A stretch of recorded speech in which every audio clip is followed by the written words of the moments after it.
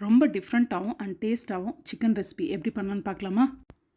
இது செய்கிறதுக்கு ஃபஸ்ட்டு ஒரு பவுலில் நல்லா வாஷ் பண்ணி வச்ச சிக்கனை சேர்த்துட்டு மஞ்சத்தூள், மிளகாய்த்தூள், உப்பு சேர்த்துட்டு நல்லா மேரினேட் பண்ணி வச்சுருங்க.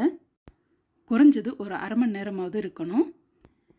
இப்போது மல்லி 2 டீஸ்பூன், 1 டீஸ்பூன் அளவுக்கு மிளகு, 1 டீஸ்பூன் அளவுக்கு சோம்பு அண்ட் கொஞ்சமாக கருவேப்பிலை சேர்த்துட்டு நல்லா ட்ரை ரோஸ்ட் பண்ணி இந்த மாதிரி இடித்து வச்சுக்கோங்க.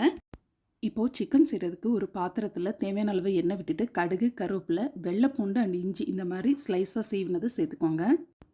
இது கூடவே 4 பச்சை மிளகா கட் பண்ணி சேர்த்துக்கலாம். இஞ்சி பூண்டு ஓரளவுக்கு கோல்டன் ப்ரௌன் ஆனதுக்கப்புறமா நம்ம சிக்கனை உள்ளே சேர்த்துடலாம். சேர்த்ததுக்கப்புறம் ஒரு தடவை நல்லா மிக்ஸ் பண்ணி விட்டுருங்க.